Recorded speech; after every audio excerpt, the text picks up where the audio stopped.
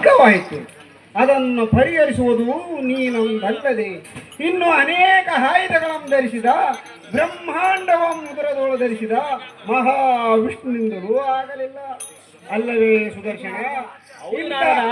ಇಂಥ ಅಸಾಧ್ಯ ಕಾರ್ಯ ಮಾಡಿ ಜಯ ಪಡೆದು ಬಂದ ನಿನ್ನಂತ ಪರಾಕ್ರಮಶಾಲಿ ಈ ಮೂರು ಲೋಕದಲ್ಲಿಯೇ ಇಲ್ಲ ಸುದರ್ಶನ. ಯಾರು ಇಲ್ಲ ನಿನ್ನ ಸರಿಸಮಾನ. ಓ ಸುದರ್ಶನ, ನಿನ್ನ ಸಾಹಸಕ್ಕೆ ಮೆಚ್ಚಿದೆ. ಈ ದುಷ್ಟ ರಕ್ಕಸರನ್ನು ಸಂಹಾರ ಮಾಡಿದವನು ನೀನೇ. ಧನ್ಯ ಜಗನ್ಮಾನ ಭಕ್ತ ಶಿರೋಮಣಿ ಧೀಮಣಿ. ಮಧುಕೈಟ ಮಾರ್ಧನ, ನಿನ್ನ ನೆಚ್ಚಿನ ಆಯುಧವಾದ ಈ ಸುದರ್ಶನನ್ನು ನಿನ್ನ ಹಸ್ತದೊಳೆ ಹಿಡಿಯದೆ ಮೌನವಾಗಿರುವ ಕಾರಣವೇನು ದೇವ? ಮೇಲಾಗಿ ಚಕ್ರ ಆಯುಧವಾದ ನೀನು ಜಯಿಸಲಾರದಂತ ಪ್ರಚಂಡ ಧನುಜರನ್ನು ಸಂಹರಿಸಿ ಬಂದಿರುವುದು. ಇಂಥ ಬಲವಾದ ಆಯುಧದ ಸಹಾಯ ನಿನಗೆ ಬೇಕಿಲ್ಲವೇ?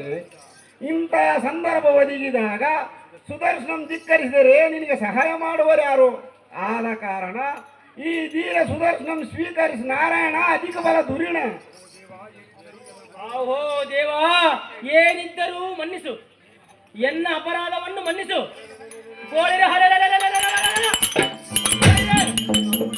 ನಿನ್ನ ಅಪ್ಪಣೆಯಂತೆ ಆ ಧನುಜರಂ ಸಂವರಿಸಿ ಬಂದಿರುವನು. ಎನ್ನ ಮೇಲೆ ಬೇಸರವಾಗಬೇಡ.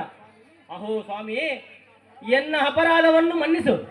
ಮೊದಲಿನಂತೆ ಆನಂದ ಮಾನಸನಾಗಿ ನಿನ್ನ ಬಲಾಸ್ತದ ಧರಿಸಿಕೋ. ಮಧುಸೂದನ, ಇಷ್ಟೇ ವಿಜ್ಞಾಪನ.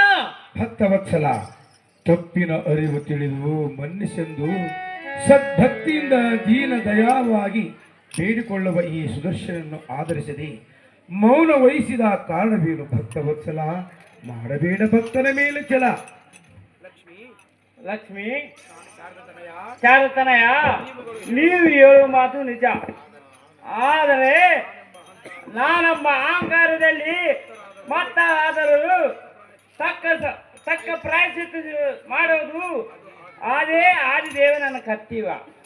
ಎಲ್ಲ ಸುದರ್ಶನೇ, ನಾರಾಯಣ, ನಾನೇ ಈ ದಿಕ್ಕಿನ ಅದಿಕ್ಕಿನೆಂದು ಅಮ್ಮು ಅಹಂಕಾರ ಮತ್ತಾದಲ್ಲಿ